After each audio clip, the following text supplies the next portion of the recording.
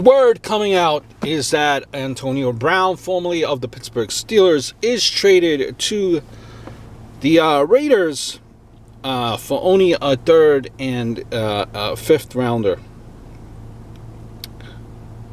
Now, the Steelers' asking price was a first rounder, if I recall.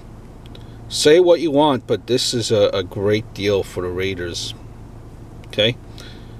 They still have to hit on all three first rounders, though, since they traded away one of the best defensive players in the league in Mack. If, by some chance, they do, maybe they won't be the laughing stock of the NFL for much longer, so maybe all the Raider haters could get their jokes in while they can. They might be saying, trust in their process,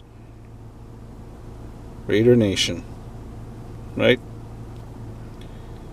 Again, this is what I mean. They traded for a third and a fifth rounder, not their first. Had it been first, I'm sure the Raider fans would have been pissed. Have you seen how much money the Raiders have in cap space? You might argue that the AB trade is a steal, and now Carr has zero excuse to show if he's their franchise quarterback. If he fails again this season, they know how to. They know now, maybe you might say, to look in another direction at that position next season. He has no excuses now that they went out and signed AB, or got him rather. They signed him. Now he gets everything that he wants in AB. You can't rebuild around one great player in Mack. That would have taken up 1/4 of their salary when they had so many other needs. You can't also pass up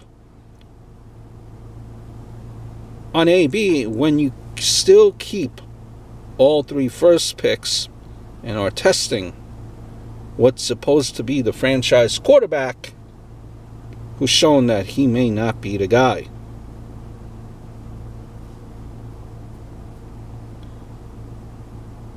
Now, here's the thing. I'll say this too.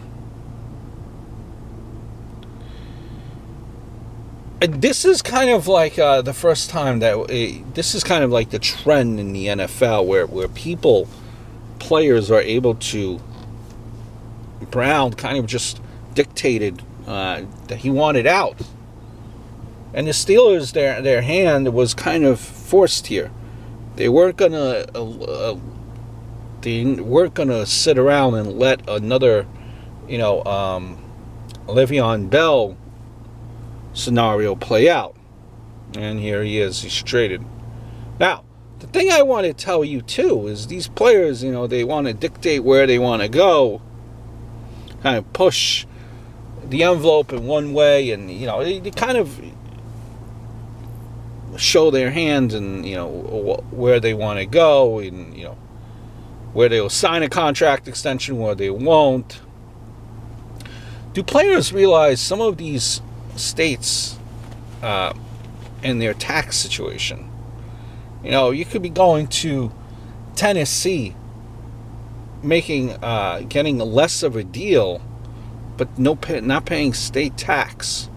Now, some of these guys, going to California, going to New York, you're getting taxed.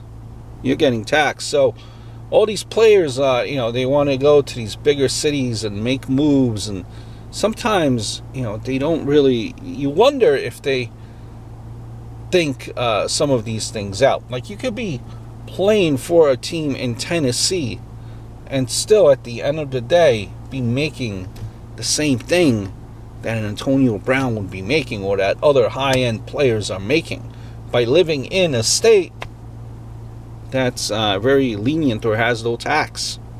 So just not something else I wanted to bring up. Hope all is well.